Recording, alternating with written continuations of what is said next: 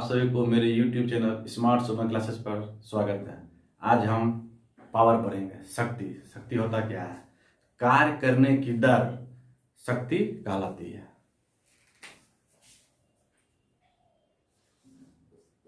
या हम कह सकते हैं शक्ति किया गया कार्य बटा समय। कोई भी कार्य कर रहे हैं, कितने समय में कर रहे हैं, ये मेरा पावर को दर्शाता है। ठीक है, तो कार्य करने की दर शक्ति कहलाती है। तो हम शक्ति को पावर तो पी से डिनोट करते हैं। तो P इक्वल टू क्या गया, क्या हो गया, W वर्क। समय को T से डिनोट करते हैं, टाइम। तो मेरा एक फॉर्मूला यहां से हो जाएगा P equal to W/T। P मतलब power, W work, T time. इसको हम और भी मॉडिफाई कर सकते हैं। इससे 1 2 3 फॉर्मूला और बनेगा। जैसे पिछला क्लास में हम पढ़े हैं कार्य, वर्क। वर्क पढ़े थे, W क्या होता है, बल गुना विस्थापन। पढ़े थे ना, बल गुना विस्थापन मतलब F इंटू S। तो इसको हम इस जगह पे रख देंगे। P इक्वल टू W क्या हो जाएगा, F into S divide by T। एक फॉर्मूला ये हो गया। अब इसको हम और भी मॉडिफाई कर सकते हैं। कैसे? हम जानते हैं वेग इक्वल टू, इसको डिनोट करते हैं V से, विस्थापन डिवाइड बाय समय। विस्थापन डिवाइड बाय समय वेग का फॉर्मूला होता है। इसको शॉर्ट में हम लिख सकते हैं V इक्वल टू, विस्थापन को S से डिनोट करते हैं, S डिवाइड बाय T। तो इस S डिवाइड बाय T, देखिए यहाँ पे S है और ये T है। S डिवाइड बाय T को हम भी लिख सकते हैं। मतलब पावर इक्वल टू हो जाएगा F इंटू वेलोसिटी। अब क्वेश्चन में क्या दिया हुआ है, वेलोसिटी दिया हुआ है और फोर्स दिया हुआ है, तो हम पावर निकाल सकते हैं। अगर विस्थापन दिया हुआ, टाइम दिया हुआ और बल दिया हुआ तो ये फॉर्मूला लगाएंगे। सिर्फ कार्य दिया हुआ और टाइम दिया हुआ तो इसे निकाल लेंगे। तो इस तरह से हम न्यूमेरिकल क्वेश्चन को सॉल्व कर सकते हैं और बहुत ही अच्छे से इजी वे से कर सकते हैं। आपको हम करके दिखाएंगे भी क्वेश्चन। बहुत अच्छा क्वेश्चन पूछा जाता है, अक्सर पूछा जाता है कि MKS प्रणाली में शक्ति का मात्रक तो जूल पर सेकेंड। जूल पर सेकेंड इसका जो MKS प्रणाली है, MKS प्रणाली में, ठीक है, ये होगा जूल पर सेकेंड। पूरा ले लेते हैं, हम लिख सकते हैं 1 जूल पर second equal to 1 newton metre पर सेकेंड। क्योंकि एक जूल इक्वल टू क्या होता है, 1 न्यूटन मीटर। तो हम 1 जूल पर सेकेंड 1 न्यूटन मीटर पर सेकेंड हम लिख सकते हैं। अक्सर एग्जाम में ऑप्शन दिया रहेगा 1 जूल पर सेकेंड किसके बराबर होता है। अगर ऑप्शन दिया रहेगा 1 न्यूटन मीटर पर सेकेंड तो हम उस पर टिक करेंगे, मेरा आंसर राइट होगा और नंबर पूरा आएगा। ठीक है, अब इसका स्क्रीनशॉट ले सकते हैं। ये बात करते हैं इलेक्ट्रिक पावर, विद्युत शक्ति क्या होता है। किसी विद्युत परिपथ में जिस दर से विद्युत ऊर्जा का स्थानांतरित मतलब होता है, इलेक्ट्रिक पावर, इसको P से डिनोट करते हैं। विद्युत ऊर्जा का स्थानांतरित होगा किसी भी दर से, मतलब विद्युत ऊर्जा वायर में यहां से वहां स्थानांतरित हो रहा है, तो वो जो दर से स्थानांतरित होगा ऊर्जा, विद्युत ऊर्जा, उसको हम विद्युत पावर कहते हैं। तो हम इसको लिख सकते हैं इस तरह से P इक्वल टू W/T। ठीक है, तो ये एक मेरा फॉर्मूला है, इससे सारा प्रॉब्लम बनेगा, मगर इसको हम और भी मॉडिफाई कर सकते हैं। हमने लास्ट क्लास में पढ़ा था कार्य W, विद्युतीय कार्य पढ़ा था, उसका हमने फॉर्मूला पढ़ा था V into I into T। अगर आप मेरा पिछला वीडियो देखे होंगे तो आप यहाँ पे देखे होंगे। ठीक है, तो इस चीज को हम यहाँ पे लिखेंगे। तो P equal to V into I into T divide by T। ये T से T कट गया तो मेरा एक फॉर्मूला बन गया P equal to V into I, मतलब वोल्टेज और विद्युत धारा दोनों का मल्टीप्लिकेशन पावर शक्ति। एक फॉर्मूला यहां से क्रिएट हो गया। इसको हम और भी मॉडिफाई कर सकते हैं। कैसे? ओम्स लॉ पे। ओम्स लॉ क्या करता है? सब जानते हैं, V equal to I into R. Ohm's law ये होता है। अगर आप ये भूल जाते हैं तो जो भी ट्रायंगल है उससे आप याद कर सकते हैं। इस तरह से एक ट्रायंगल लीजिए, ठीक है, ऊपर में V दीजिए, नीचे I और R। V पे हाथ रखिए, क्या दिख रहा है? I इंटू आर, तो I इंटू आर लिखेंगे। अगर हम I पे हाथ दे रहे हैं, सपोज कीजिए यहाँ पे हमको I लिखना है, I पे हाथ देंगे तो क्या दिख रहा है? V बटा R, तो यहाँ पे लिखेंगे हम V बटा R। इसी तरह अगर R पे हाथ देंगे, क्या दिख रहा है? V बटा I, तो R इक्वल टू क्या हो जाएगा? V बटा I। तो याद नहीं करना है, चलिए, तो V की जगह पे यहाँ V दिया हुआ है, V की जगह पे हम I इंटू आर पुट करते हैं, ठीक है। V की जगह पे I इंटू आर, और पहले से I है ही, तो I इंटू आई क्या हो जाएगा? I square. तो P इक्वल टू क्या हो गया? I square R. एक फॉर्मूला ये हो गया। अगर हम V की जगह पे I इंटू आर लिखे हैं, अगर हम I की जगह पे V बटा आर डाले, क्या होगा? यहां से P equal to V into I है, तो हम क्या किए? V छोड़ देंगे, I की जगह पे V बटा आर, V बटा आर, V और V मल्टीप्लाई हो जाएगा, तो P इक्वल टू क्या हो गया? V square divide by R. एक फॉर्मूला ये हो गया। अब समस्या क्या है कि क्वेश्चन में दिया रहेगा वोल्टेज और रेजिस्टेंस, पूछेगा पावर, तो ये फॉर्मूला लगाएंगे। अगर दिया रहेगा रेजिस्टेंस और विद्युत धारा दिया होगा तो ये फॉर्मूला लगाएंगे। और धारा और वोल्टेज दिया होता है, सिंपल से लगा देंगे, आंसर आ जाएगा। मतलब मेरा एक फॉर्मूला क्या हो गया? P equal to V into I, या V स्क्वायर बटा आर, या आई स्क्वायर इंटू आर। ये तीन को फॉर्मूला मेरा विद्युत शक्ति का हो गया। इसी से सारा क्वेश्चन जो भी न्यूमेरिकल का होगा सॉल्व होगा, हम करके दिखाएंगे, ठीक है। यहाँ तक किसी को डाउट, आप स्क्रीनशॉट ले सकते हैं। और यहाँ से एग्जाम में क्वेश्चन निकल के आता है कि विद्युत शक्ति का एसआई मात्रक क्या होता है। तो इसका एसआई मात्रक वाट होता है, ठीक है। ये क्वेश्चन एग्जाम में अक्सर पूछेगा। दिया रहेगा चार ऑप्शन कि विद्युत शक्ति का निम्न में से कौन सा मात्रक होता है, एसआई मात्रक। आपको आना चाहिए वाट, और हम लिख सकते हैं 1 वाट इक्वल टू 1 जूल पर सेकेंड। क्योंकि ये भी क्या है? 1 वाट क्या है? पावर, विद्युत पावर का है 1 वाट, और 1 जूल पर सेकेंड यांत्रिक है, दोनों बराबर। 1 वाट इक्वल टू 1 जूल पर सेकेंड हो सकता है। या फिर हम एक इसको लिख सकते हैं, एक ये जो है 1 न्यूटन मीटर पर सेकेंड, हम ये भी लिख सकते हैं। क्योंकि 1 न्यूटन मीटर पर सेकेंड इक्वल टू 1 जूल पर सेकेंड होता है, और 1 वाट इक्वल टू ये, तो वो तीनों कुछ भी दिया रहे ऑप्शन में, आप टिक कर सकते हैं। गलती पे आते हैं, क्या होगा फिर? Pt equal to P1 plus P2 plus P3 plus P4 plus जितना भी घटक होगा उनका टोटल पावर का योग। किसी भी सर्किट में टोटल पावर निकालने के लिए क्या करेंगे? उस सर्किट में जितना भी घटक होगा, उन घटकों का जो पावर होगा, उन घटकों का टोटल जो जितना भी घटक है उन सब का पावर का योग ही टोटल पावर कहलाएगा। सपोज कीजिएगा ये सीरीज है,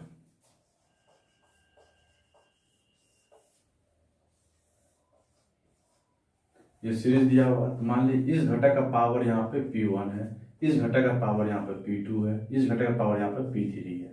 तो टोटल पावर क्या हो जाएगा? ये PT। टोटल पावर क्या हो जाएगा? PT इक्वल टू हो जाएगा P1 plus P2 plus P3। मतलब इस घटक का पावर का जो खर्च होगा, इसका पावर, इस घटक का जो खर्च होगा, और इस घटक का जो खर्च होगा, तीनों का जो योग होगा वो टोटल पावर के बराबर होगा। अगर पावर पैरेलल निकालना होगा तो जो पावर प्रत्येक घटक का जो पावर होगा उनको जोड़ देंगे, वही मेरा टोटल पावर के बराबर हो जाएगा। मान लीजिए इसका पावर, इस घटक का पावर P1 है, इसका P2 है, इसका P3 है, तो टोटल पावर क्या हो जाएगा, टोटल पावर इसको हो जाएगा P1 plus P2 plus P3। मतलब सीरीज हो या पैरेलल हो उससे फर्क नहीं पड़ता है, जो भी घटक है उनका वो कितना पावर खर्च कर रहा है, जो पावर खर्च कर रहा है उनका योग कर लेंगे, सब घटक का योग, वो टोटल पावर के बराबर हो जाएगा, चाहे वो सीरीज हो या पैरेलल हो। ठीक है, और इनमें जो पावर है तो पावर क्या होगा, यूनिट इसका वाट में आएगा, वोल्टेज का वोल्ट में आएगा, करंट का एम्पियर में आएगा, किलो वाट आवर क्या हो जाएगा 10³ वाट, या 1 किलोवाट इसको लिख सकते हैं 1000 वाट। ठीक है, अगर यहाँ पर दिया जाएगा 1 मेगावाट तो क्या करेंगे 10⁻6 वाट, नहीं तो 1 मेगावाट इसको हो जाएगा 6 को शून्य कर देंगे, इतना वाट हो जाएगा। क्वेश्चन में यहाँ से ये क्वेश्चन इकाई यूनिट पावर का जो इकाई होता है, क्वेश्चन पूछा जाए कि व्यवहारिक इकाई क्या होता है तो वो होता है हॉर्स पावर। अगर पूछा जाए कि परम इकाई क्या होता है तो हम लिखेंगे वाट, मतलब एब्सोल्यूट यूनिट वाट कहलाएगा और प्रैक्टिकल यूनिट हॉर्स पावर कहलाएगा। आप देखे होंगे मोटर खरीदते हैं तो लिखा रहता है हाफ HP का मोटर है, 1 HP का मोटर है, 2 HP का मोटर है। जब हम आयरन यूज करते हैं तो वहाँ लिखा रहता है वाट, या गीजर यूज करते हैं तो वाट, या टीवी में देखिए वहाँ लिखा रहेगा वाट, इतने वाट का ये इक्विपमेंट है। गीजर है आयरन में 500 वाट का है, 750 वाट का है। इसको लिखते हैं शॉर्ट में, हॉर्स पावर को शॉर्ट में HP लिखते हैं। अश्व शक्ति होता क्या है, जब कोई मशीन 75 मीटर kg पर सेकेंड या 4500 मीटर kg पर मिनट MKS प्रणाली में, मेट्रिक प्रणाली में, अथवा 550 फुट पाउंड पर सेकेंड या 33,000 फुट पाउंड पर मिनट कार्य करता है तो वह एक अश्व शक्ति कार्य कहलाता है। मतलब 75 मीटर kg पर सेकेंड या 4500 मीटर kg पर मिनट, ये जो है मेट्रिक प्रणाली में, मेट्रिक प्रणाली में, अथवा 550 फुट पाउंड पर सेकेंड, अथवा 33,000 फुट पाउंड मिनट। ये जो है ब्रिटिश प्रणाली में, ये 75 या 4500 या 550, ये जो है जितना जब कार्य करेगा वो एक अश्व शक्ति कार्य कहलाता है। अब ये 75 है तो 45 कैसे आ गया, कंफ्यूजन नहीं लेना है। 75 को अगर हम 60 से मल्टीप्लाई करते हैं, क्या यहाँ सेकेंड है, यहाँ मिनट आ गया, एक मिनट में 60 सेकेंड होता है, तो 60 से मल्टीप्लाई करेंगे, शून्य शून्य पहले 56 30 7 छक्का 42 3 45, ये 4500 यहाँ पे आ गया, सेकेंड की जगह मिनट लिखे हैं तो 4500 हो गया। उसी तरह ये 550 फुट है तो ये 550 को 60 से मल्टीप्लाई कर दिए, मतलब यहाँ क्या था सेकेंड, क्या हो गया मिनट हो गया। एक 60 सेकेंड का 1 मिनट होता है तो 60 से मल्टीप्लाई कर दिए क्या हो गया, 2 शून्य आ जाएगा, 1 शून्य 1 शून्य, ठीक है। अब 6 से मल्टीप्लाई कर 56 30, फिर 56 30 3 33, तो ये हो गया 3300, वही ये 3300 लिखा गया, बाहर से कुछ नहीं आया है। बल गुना विस्थापन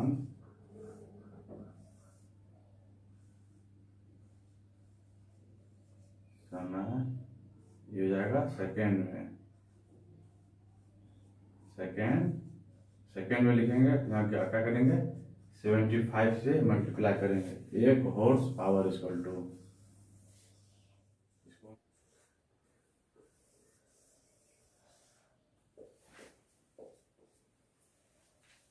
अब क्वेश्चन में अगर दिया रहेगा बल दिया रहेगा, विस्थापन दिया रहेगा, समय दिया रहेगा सेकेंड में, तो ये फॉर्मूला लगाएंगे तो मेरा 1 HP आंसर आ जाएगा। अगर मिनट दिया रहेगा तो हम सिंपल ये फॉर्मूला लगाएंगे। अगर फुट पाउंड में दिया रहेगा तो उस कंडीशन में ये मेरा मेट्रिक हो गया, ये मेरा ब्रिटिश हो गया।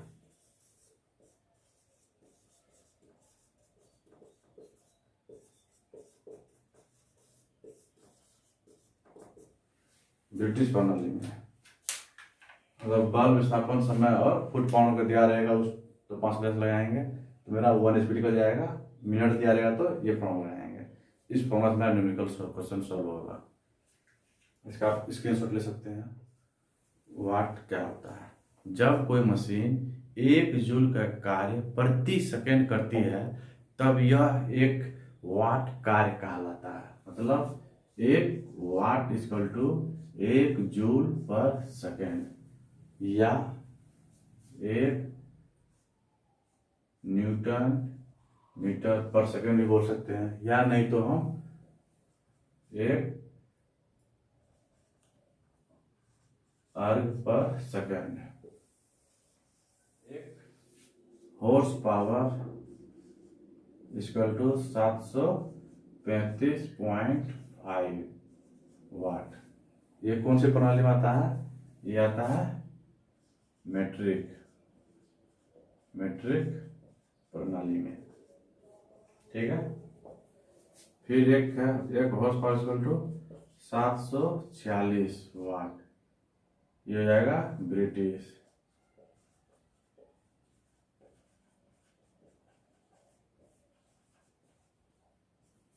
तो क्वेश्चन में अगर नहीं दिया रहे तो हमेशा यूज करेंगे मेट्रिक प्रणाली।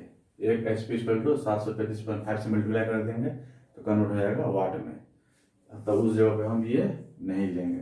अगर मेंशन क्या रहेगा कि ब्रिटिश प्रणाली है तब ये वैल्यू यूज करेंगे, नहीं तो 735.5 वाट, उसको हम वाट और किलो वाट, वो जो है शक्ति, मतलब शक्ति का वैद्युतिक इकाई है, और हॉर्स पावर जो है वो यांत्रिक इकाई है। क्वेश्चन आता है हमेशा एग्जाम में कि वैद्युतिक इकाई क्या होता है शक्ति का, तो वो वाट होता है या किलो वाट होता है। अगर क्वेश्चन दिया रहे यांत्रिक इकाई क्या होता है शक्ति का, तो हम उस जगह पे HP शॉर्ट में ISP, इंडिकेटेड हॉर्स पावर को शॉर्ट में ISP लिखते हैं। सूचित अश्व शक्ति यांत्रिक विधि से किसी मशीन में उत्पन्न की गई कुल शक्ति को सूचित अश्व शक्ति कहते हैं। मतलब टोटल पावर जो जनरेट होगा उसी को हम सूचित इंडिकेटेड हॉर्स पावर कहते हैं, IHP कहते हैं।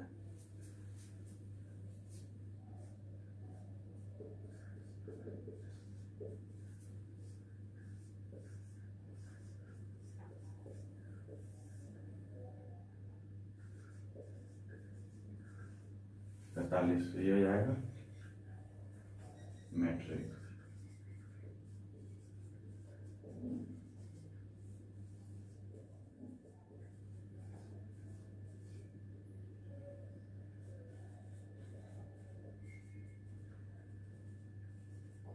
ब्रिटिश प्रणाली में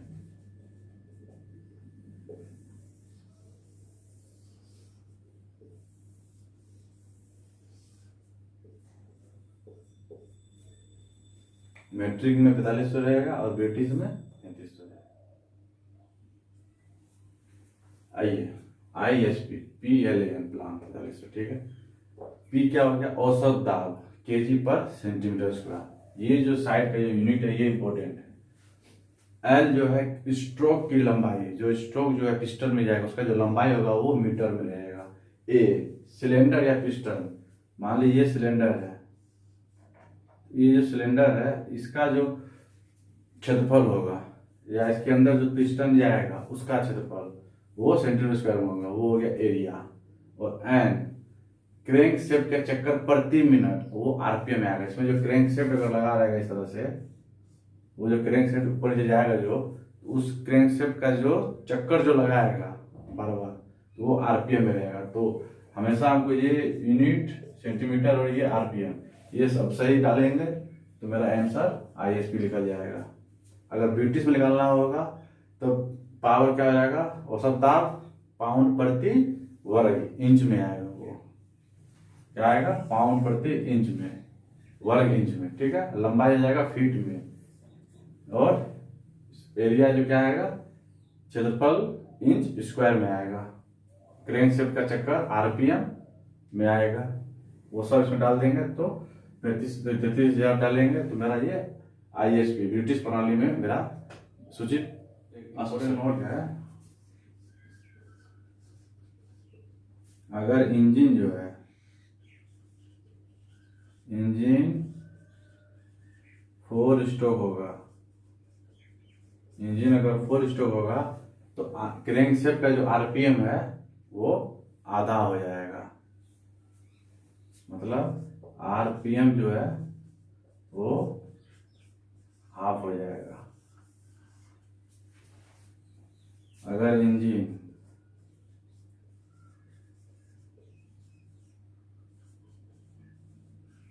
डबल एक्टिंग का होगा तो आरपीएम क्या हो जाएगा, 2n। एग्जाम में क्वेश्चन यहाँ से, ऑब्जेक्टिव क्वेश्चन यहाँ से आता है कि इंजन मेरा 4 स्ट्रोक का है, आरपीएम क्या होगा, हाफ हो जाएगा, आधा हो जाएगा। अगर मेरा डबल एक्टिंग का इंजन है तो आरपीएम क्या होगा, तो डबल हो जाएगा, 2n।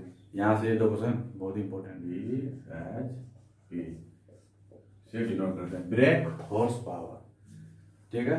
यांत्रिक विधि से उत्पन्न की गई उपयोगी शक्ति को ब्रेक हॉर्स पावर, मतलब ब्रेक अश्व शक्ति कहते हैं। मतलब यांत्रिक विधि से जो भी शक्ति उत्पन्न करेंगे वो ब्रेक हॉर्स पावर कहलाएगा। BHP इक्वल टू होता है IHP के कारण खर्च शक्ति।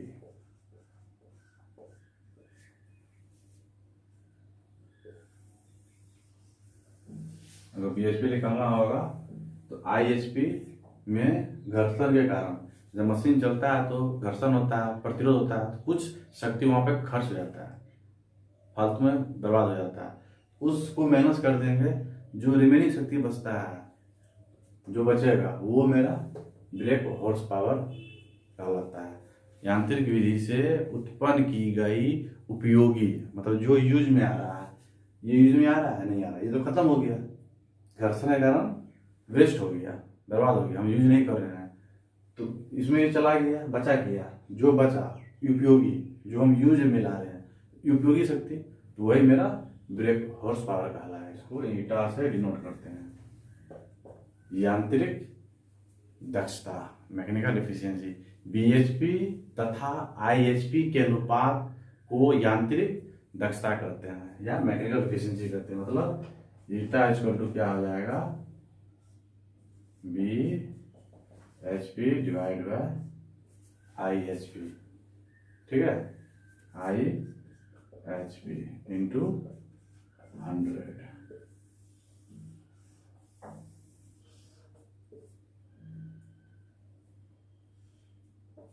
ईटा मैकेनिकल, जब क्वेश्चन ये दिया है अब मुझे एफिशिएंसी निकालना है तो हम यहाँ से निकाल सकते हैं, ठीक है। अब इस पे हम न्यूमेरिकल सॉल्व करेंगे तो और अच्छे समझ में आएगा होता क्या है।